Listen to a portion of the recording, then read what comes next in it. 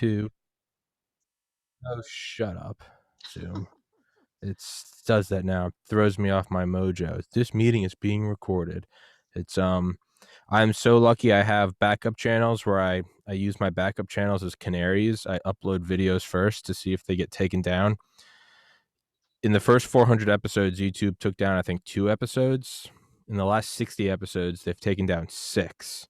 Mm. They're just chopping them. You say anything about COVID, you say anything about BLM or shootings, you say anything. Nothing like proving that you're not under the thumb of a tyrannical society like the tyrannical censorship. But enough of my stupid ramblings. Miss Claire Lopez back yet again, who enlightened myself as well as my listeners about the conflict in Palestine, or should I say, Palestinian terrorism aimed at the state of Israel. And I thought it would be interesting for you to give myself. I'm using my audience as an excuse, much like the Palestinians hiding behind someone else. I'm hiding my stupidity behind that of my audience, saying you should tell us about critical race theory, because the reality is I don't know anything about it, and I would love to hear about it. But for everybody new listening, Ms. Lopez, please introduce yourself. Well, good to be back with you again, Tommy, and all your audience. Thanks for having me. Of course. I have had a focus on national security my entire career. After grad school with a master's in international relations, Russia focus, I went to 20 years with one of those 3-letter alphabet soups. And after that, went to the federal contracting world for a bit, and then some think tank work centered in Washington, D.C., but always national security. And my focus was mostly Middle East, came to be really focused on Iran, and others too, obviously Israel, where I've been many times, Turkey and other places, but Iran more than anything else. And now, more recently, within the last year or so, have done a deep dive onto China, which I'd not focused on much before in my career, but I sure am now, like a lot of other people.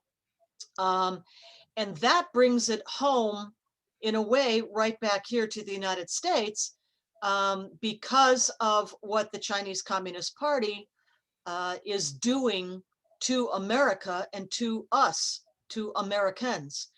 And among those things would be included information operations, propaganda, and critical race theory really fits kind of right in there, even though its origins are more Russia. Well, they are Russia. But today, because the leadership of global communism, Marxism, is Beijing, is the CCP, that's why now the focus of attention has shifted over there. Mm-hmm. And could you explain just what critical race theory is? Okay, so this gets a bit academic, but if you'll hang in there with I me, got it. Do it. um, I have written now a series of articles at Front Page Magazine. That's the online publication outlet for the David Horowitz Freedom Center. Recommend them for all kinds of other topics too, but I published there 4 articles about critical race theory last year in 2020.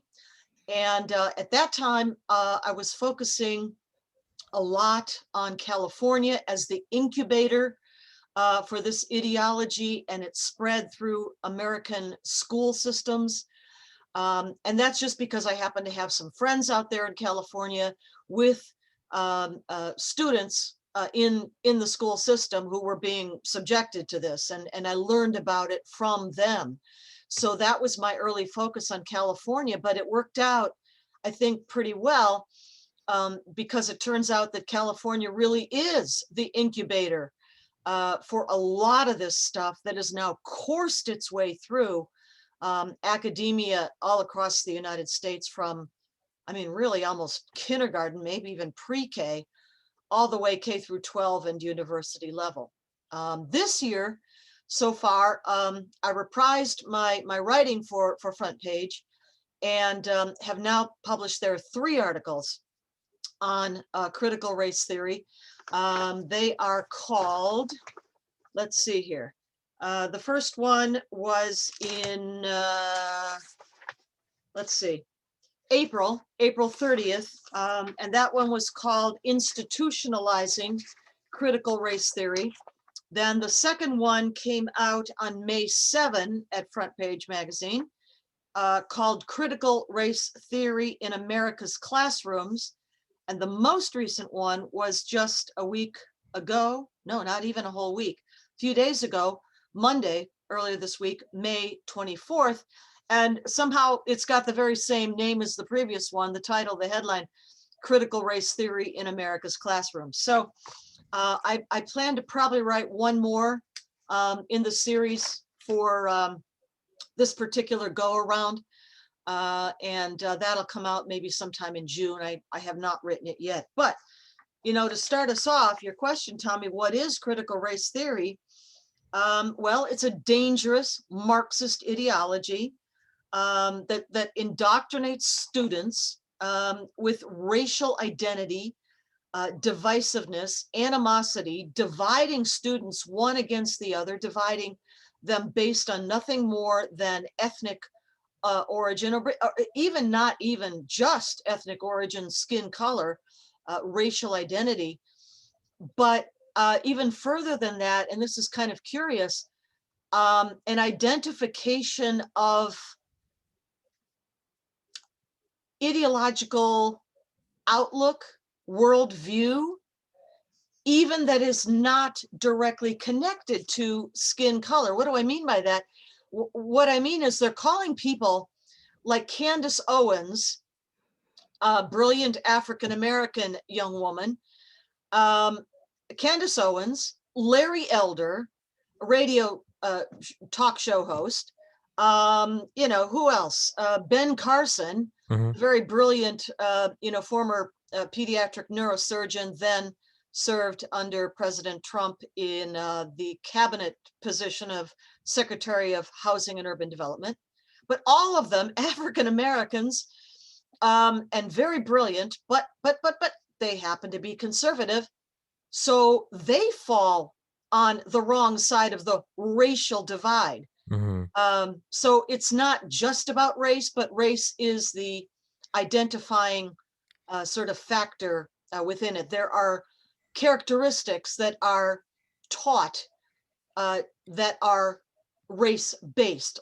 For example, if you are hardworking, high achieving, a student who really, you know, does your homework and does well on tests and, you know, winds up in advanced placement classes, well, you might actually be of Asian descent, and that could be anything from Indian to Chinese to Japanese, but you're white because, you know, high academic achievement now under the concept of critical race theory, high academic achievement and hard work getting there, that's acting white. That's white supremacy. And you could be any race and still be that.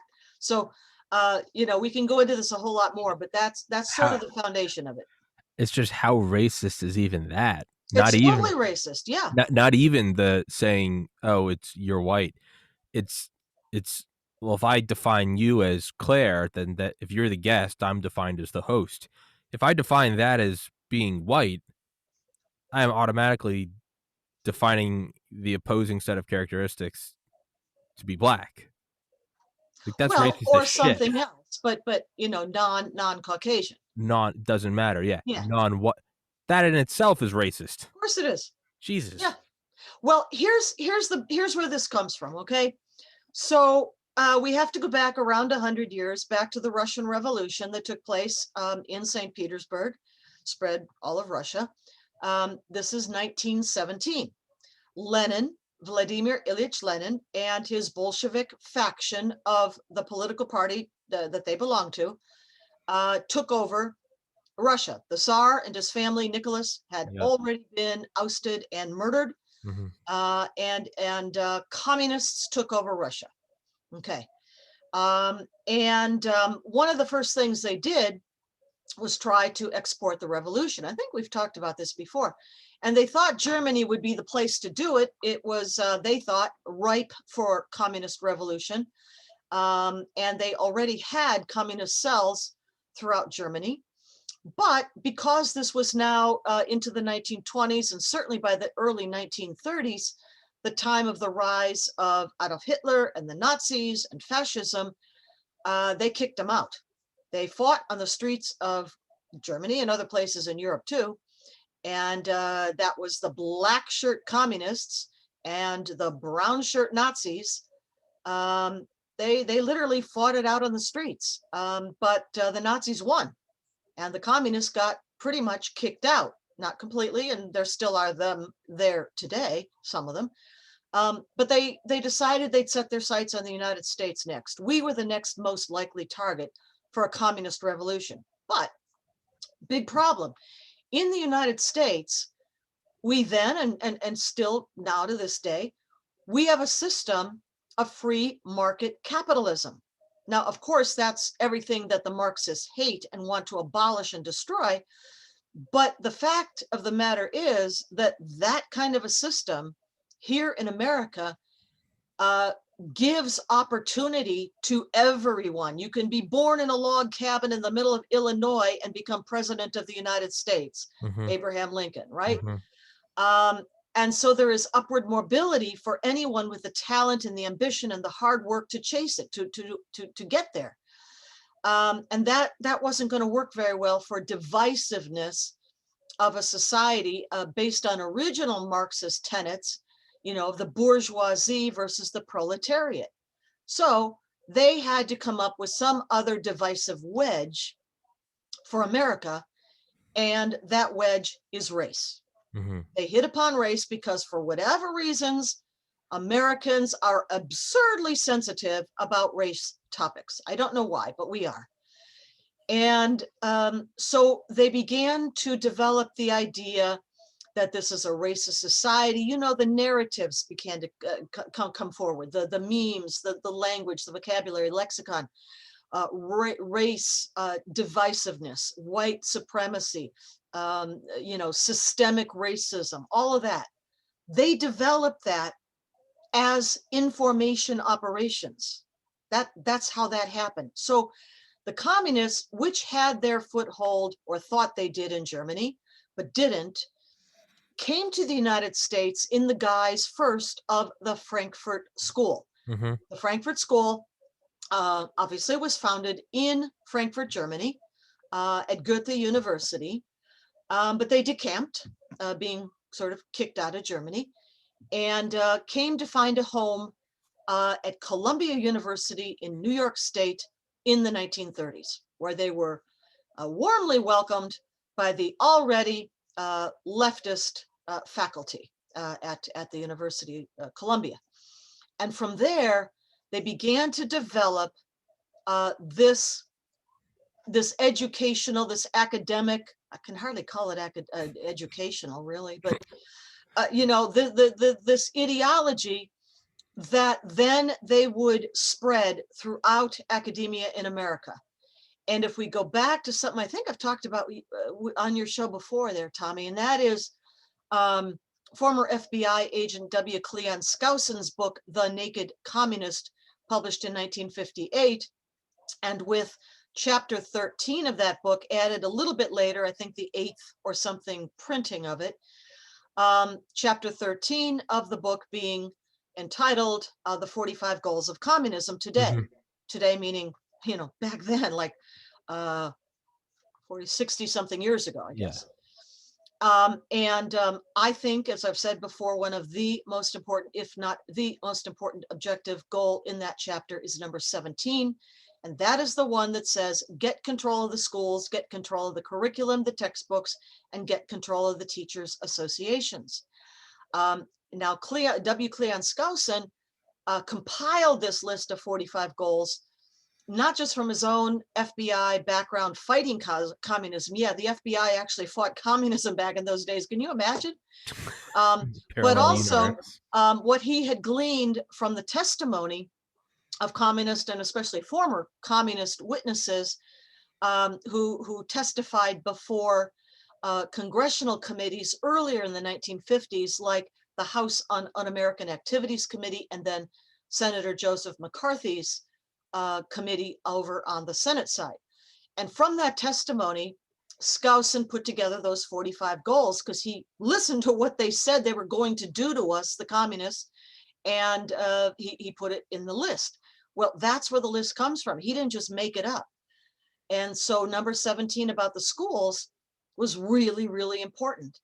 And it was about using the educational system to inculcate this Marxist ideology, race-based now in America, into our students. And then because of sort of what you might call, I don't know, conveyor belt or revolving door or whatever, but students would graduate and go on to become professors themselves, but also they went into media, not social media at that time, but certainly today, media of all kinds, print media, online media, TV media, whatever, popular culture, meaning the Hollywood culture of TV shows and movies, and then of course government at every level, from the very local level on up to Congress. And this was their blueprint, this was their playbook, and this is what they did. And if you wonder now, as parents, I know you're not a parent yet, but parents out there who might be listening, you know, have had the, I don't know, opportunity, I put it in air quotes, this last year to be at home, not because they wanted to be, but they couldn't go to work, and the students, their kids, couldn't go to school. But it did give those parents, perhaps for the first time, a look over the kids' shoulders, you know, on the computers on the kitchen table, a look at what those kids were being taught. And the parents were appalled and horrified and furious. And that's exactly what we needed to galvanize those parents, many of them. I talked about my friends out in California, to band together, not just in some cases to pull their kids out of public education, to form home schooling pods, as they call them, you know, little groups of neighborhood friends, kids who learn together in a home school environment, but also to get together to go to the school boards, which they maybe had not done before, and to present their concerns to those school boards insistently, with a lot of, you know, articulately.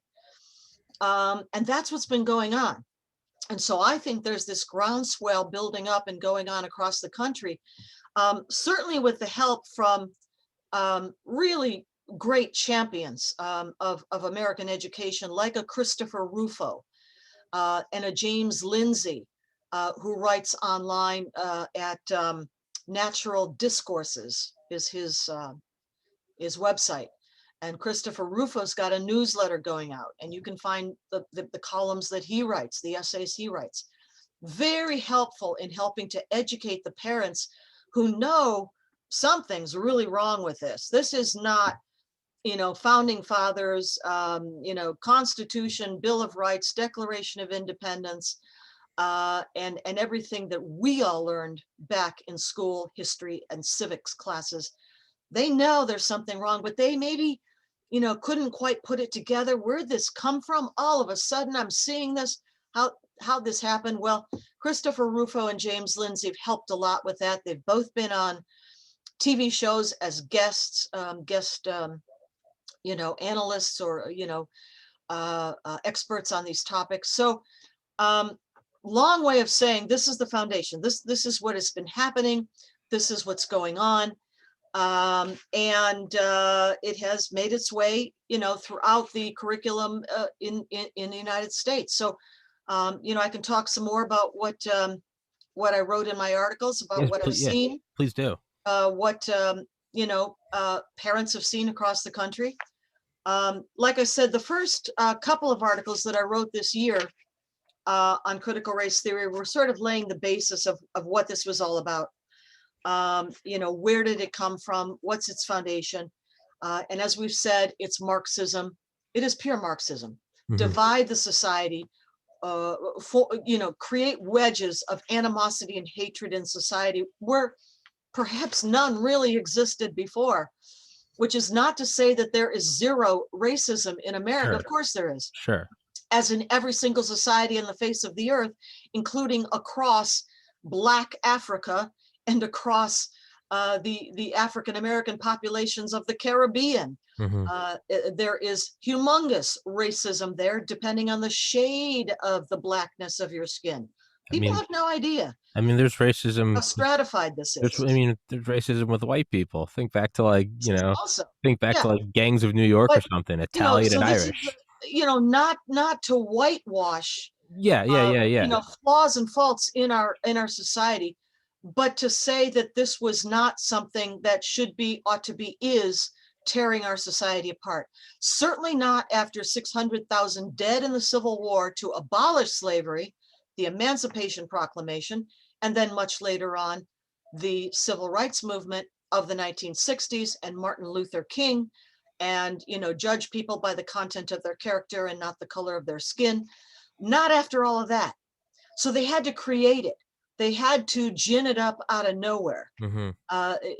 They had to follow Antonio Gramsci's, at least it's attributed to him, a dictum about a long march through the The institutions, institutions. meaning, worm your way in from the inside and corrode it out from the inside. This is artificial. This is created by Marxist faculty sitting in their faculty lounges. And from university, it then spread downwards through all the grades.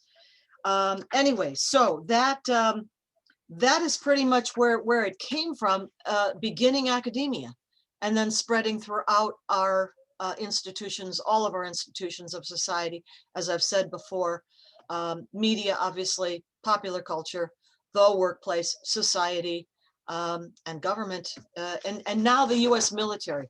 The U.S. Yeah. military Yeah. tearing itself apart. No, not tearing itself apart, being torn apart by its own leadership.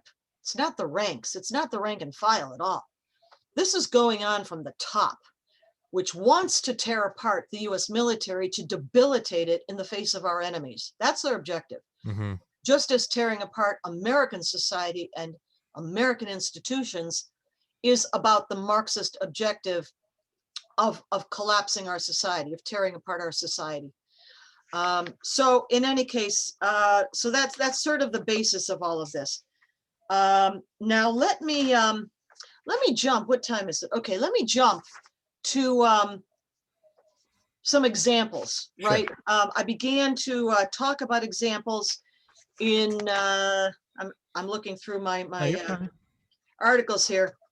I began with the examples in California, and I talked about the, what do they call it? The Model Ethnic Studies program that has been under development in California by their state board of education. Now, different states and different jurisdictions select their school boards differently. Some, as in California, are appointed, but in other places they're elected. If you've got an elected board, you've got a way better chance of changing the makeup of that school board if they're not doing what you as parents want them to do. However, in California, it's an appointed school board, unfortunately. So they began development in California of something called the Ethnic Studies Model Curriculum back in 2016, that long ago. And what that curriculum was meant to do, it's only barely been finished or pushed through by this point, 2021.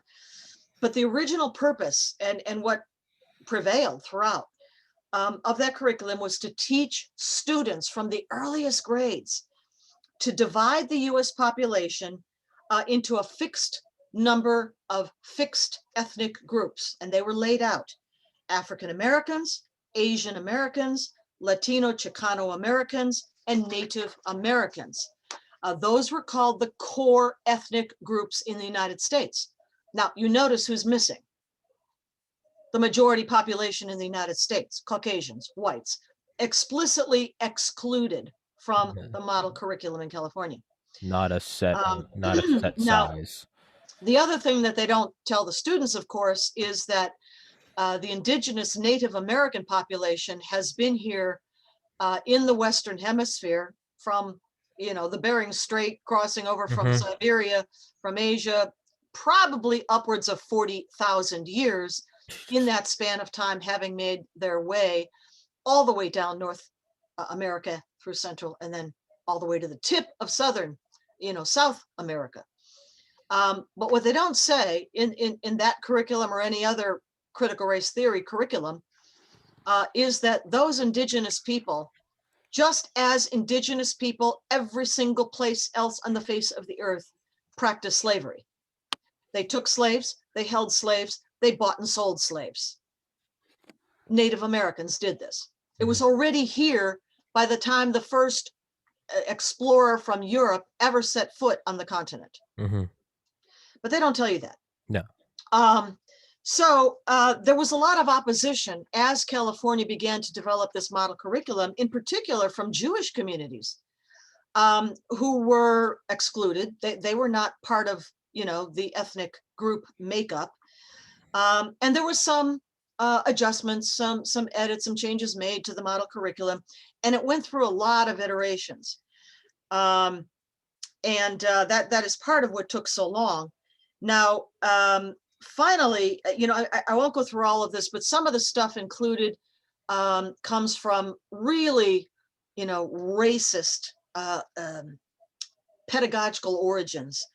I'll mention a group a particular individual. Let's name this one. There's a Brazilian communist by the name of Paulo Freire, and he's from Brazil, and he wrote a book all the way back in 1968, and it's called The Pedagogy of the Oppressed. Well, you can imagine what that's about. That there are the oppressed and there are the oppressors in society, ours too. And the only way to fix this is wholesale uprising revolution by the oppressed against the oppressors. And you can't control which group you're in. You're just born into it, and there's nothing you can do about it, no matter if you're the most tolerant, pluralist, kindest person on the face of the earth. If you're born into one of these groups, that's it. You're stuck. And so there were other sources for resources, books, curriculum, teachers, lesson plans, and so forth, that found their way into the California curriculum, but that's just one example of it. Now, currently in California, I'll bring you up to date to the current time period, there's a bill in their assembly called Assembly Bill 101. I believe it has just passed the Education Committee of the California legislature in mid-April, so a couple months ago, well, a month and a half ago. But that bill would make ethnic studies a high school graduation requirement throughout the state of California. Jesus. Now, it has not, it passed out of committee, as I said, but it's not passed the overall legislature in California yet. As far as I know, I think I'm on top of that. So people in California, parents in California are really watching that, very closely. And you'll have to keep an eye on that as to where that goes. But similar things, are being proposed in other states. So let me go quickly through my most recent article from May 24th. And this one is about some more examples of what's found its way into our school systems, on the model of critical race theory, ethnic studies, and so forth. Let me bring you an example from my own state here in Virginia, where I live not far from Washington, D.C. And in the county of Fairfax County, in the city of Alexandria, Virginia, there is was a wonderful high school. It's called Thomas Jefferson High School for Science and Technology. It was a magnet school founded back in 1985. Parents literally moved their families from all over the country to get their kids into this school. But entry was tough. It was by academic achievement. It was by a state required testing. It was about, all kinds of other things to include a very stiff entrance exam to even get into the school. But they had a program, a magnet school program based on STEM topics, science, technology, engineering, and math. That turned out, the best and brightest American high school graduates in the country. Mm-hmm. Literally, TJ, as it's called, was rated the #1 high school in America, Oh, according geez. to the Okay. U.S. News and World Report, which does a ranking every year of high schools. TJ also had last school year, the 2020 school year, a 99.8% graduation rate. 99.8%. Okay, this is why it was such a magnet school. Well, apparently there was a problem, because based on those stiff entrance exams and entry requirements, as of the 2020 school year last year, about 70% of TJ's student body were Asian. And again, I mean all over, from families, American, families, but whose ancestry traces back to India, China, Sure. Japan, Korea, what have you, right? All of the above. Well, 70% of those who got in by pure competition on academic merit were Asian. Can't have that. Can't have that. These Asian students, by the way, typically score in the top 2% of all high school students in America. Their average IQ levels range from 120 to 160. Okay.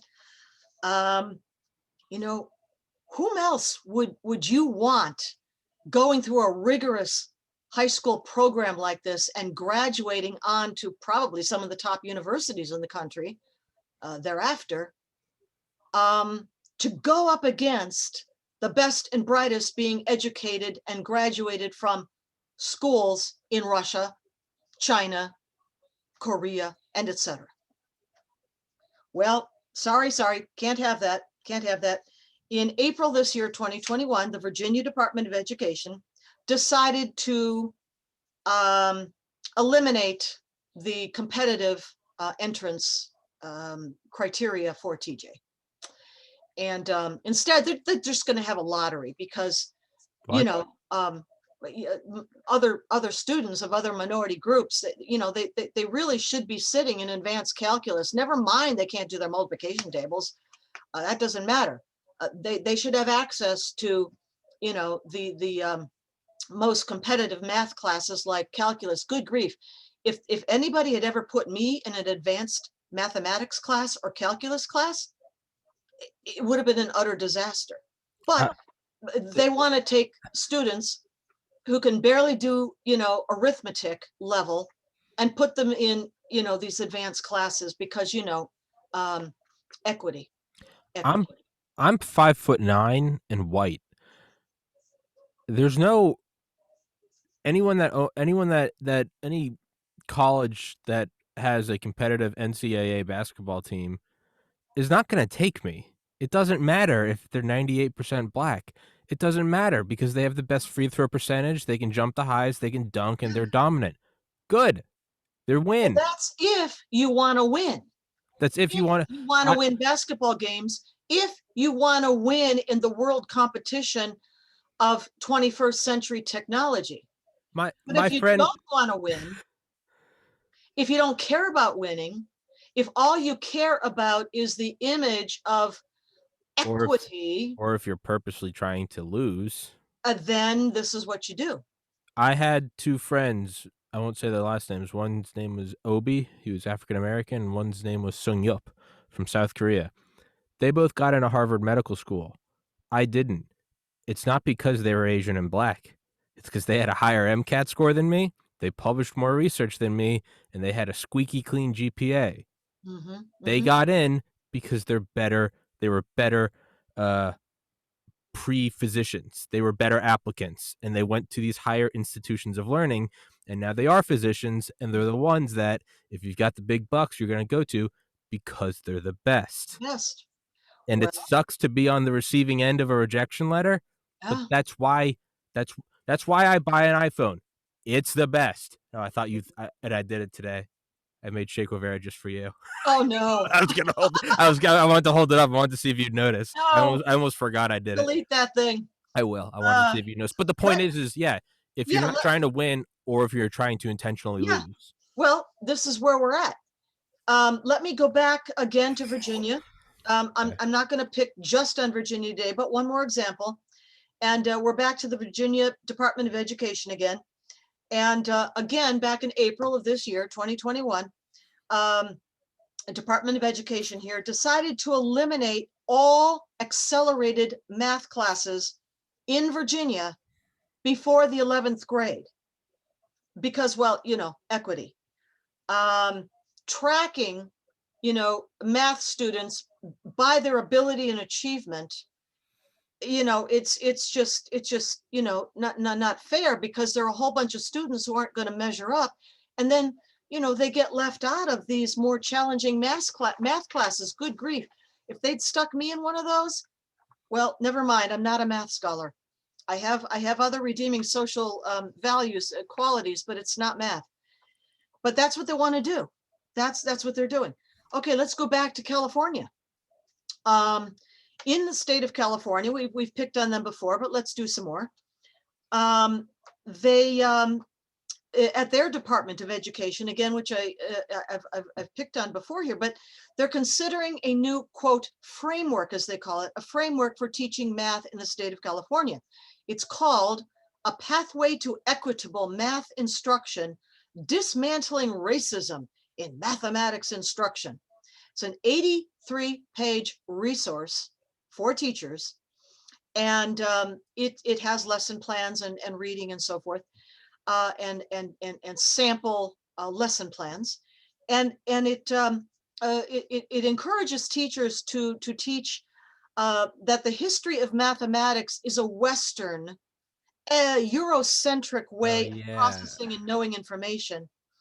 And objectivity, that would be getting the answer right. Like, you really want that spaceship to make it to Mars? Okay.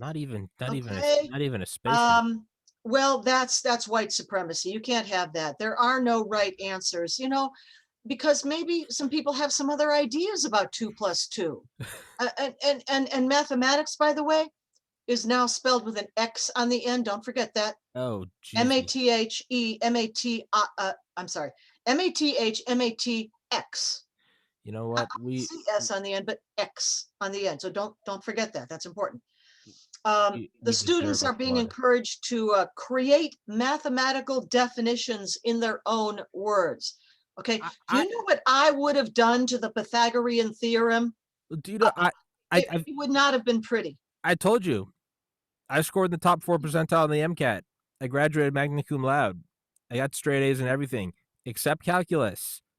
Do you know I who? never even I never even went Do to you know calculus who because I with? knew better. Do you know who withdrew fail? WF 3 straight years pre-calculus.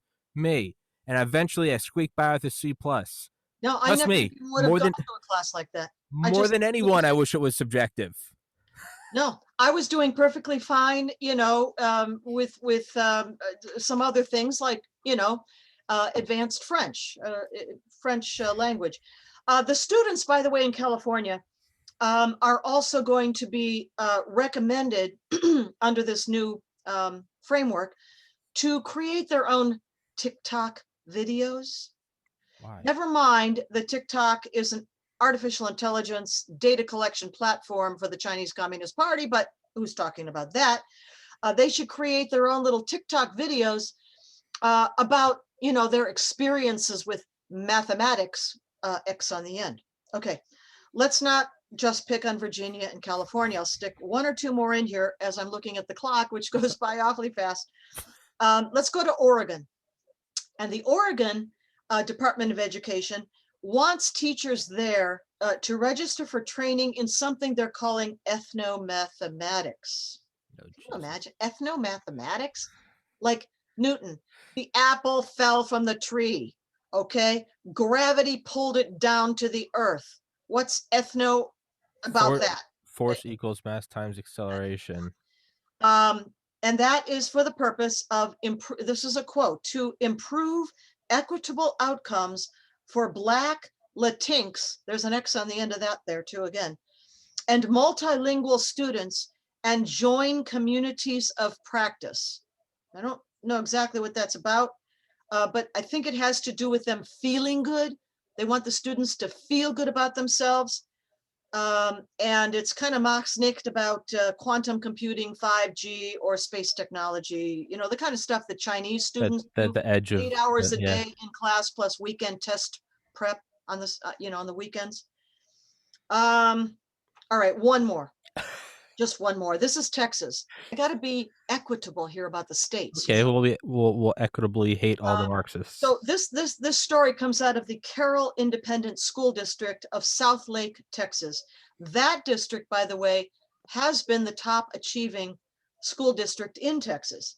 Well, already 2 years ago, that is back in 2019, teachers there were compelled to attend a retreat where they were told that if they tried, they even thought about in their dreams at night, if they even dreamed about treating all students equally, regardless of skin color or ethnicity, they were displaying, wait for it, white privilege, biases, white fragility, that they must teach through the lens of equity, which meant that they had to teach everything through a prism of race in every single context you could possibly imagine, mathematics, of course, being one of those. Treating all students alike was to be avoided at all costs. The teachers were told this in Texas. Now, parents are pushing back, and that is the good news. They're organizing, they're pushing back, and that's going to be the topic of my fourth article in this series this year for Front Page Magazine, and I'll write it within the next several weeks or so. But that will be how parents are organizing and pushing back against all this crap. We're gonna have to start creating speakeasy schools. Well, this is what parents are doing in a way with these Yeah, homeschool pods, as I mentioned, yeah, where they'll get together several students and engage, hire a tutor for them, even if the parents themselves, might not be able to take on all subjects, for example. yeah. But that's what they're doing. That, Pods, that's homeschooling and pods. that's the beauty of work ethic and intuition and drive and adaptation, regardless if you're white or black or Asian, is the beauty of that edge, is Mhm. that if you are shut down by a school, those characteristics will lead you to go develop your own school. Yeah. I mean, That's there what's are great. alternative schools out there that are very good, Good. private schools, charter schools, for example, and parents are moving children to those places too. It's not just about homeschooling, but thank goodness they have these different options and they're Yeah. making use of them. We'll adapt and they will but you know what doesn't have equity, and it's natural selection. So when we start having the next generation of students working at Boeing and making the newest Dreamliners, and those things start banking into mountains because 2 + 2 is sometimes 7, we're gonna be weeded out. Well, So you might have heard, which airline was it? the Boeing 7, United the mat, Airlines? I hope I'm not misquoting, but let's just say an airline, one of the leading airlines, recently published their guidance, that they are going to make sure that 50% of all the pilots in their cockpits are um, not white, not straight, not male, not whatever. They're going to be from every other subcategory grouping, and best of luck to y'all. I'm back in yeah. coach there. It's well, We hope you make it to where you want to go. you can hide, you can fudge numbers and not let people see the Asian kid getting the good grades. You can hide crime statistics and call them hate facts. What you can't hide is a 20-mile long smoke plume as a plane billows into a mountainside.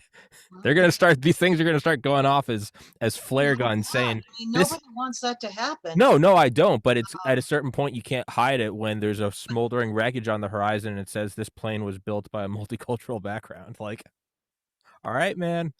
Uh, It's it will we will adapt and we will survive. I think humanity's been through worse. It's shitty right now and it's infuriating, but it's like what Patton said: never tell troops uh how to do something. Tell them what to do and let them surprise you with their ingenuity. Yeah, non-coms turn out to be pretty good at that sort of thing. So we'll see. We will be surprised by the ingenuity of the parents of America, because as dark as it does seem, as you know, I'm nauseatingly positive. It's going to be interesting to see where this goes Well, because that's what my fourth article okay, in this particular series is going to be about. I, I okay. I really want to highlight what parents are doing, and how they're uh, pushing back, and I would be remiss not to mention one of the excellent guidelines that some of these parents are looking at, and that is President Trump's 1776 commission, Mhm. which he put together under the leadership of President Larry Arnn of Hillsdale College, and many other wonderful notables serving on that commission, Carol Swain, and so many others I don't want to say because I'll miss some. But put together in response to the 1619 project of the New York Times, the misbegotten, twisted, you know, depiction of American history that never was. And the final report of that 1776 commission that came out last year in summertime of 2020 um, provides a really good outline for how to teach or what to teach in American history and civics that's balanced, it's fair, it doesn't whitewash any of the bad stuff, and there's bad stuff, doesn't whitewash any of that, but gives a fair and an accurate, account of American history and the American people. So If it that will be my fourth article forthcoming.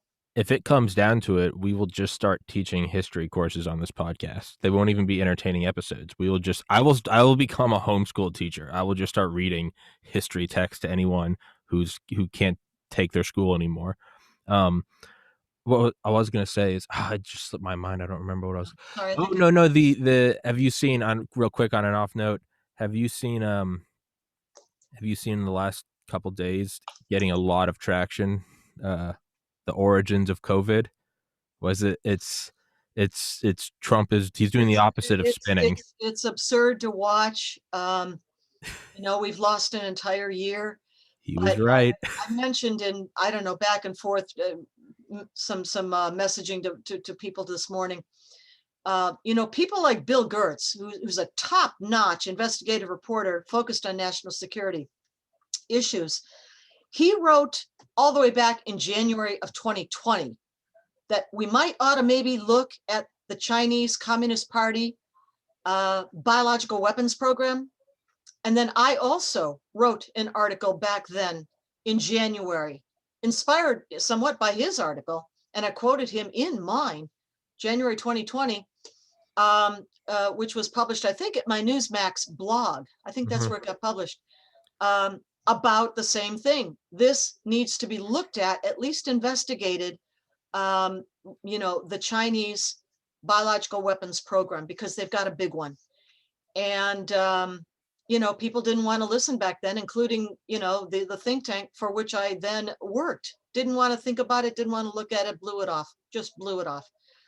And here we are, almost a year and a half later, and a lot of people dead.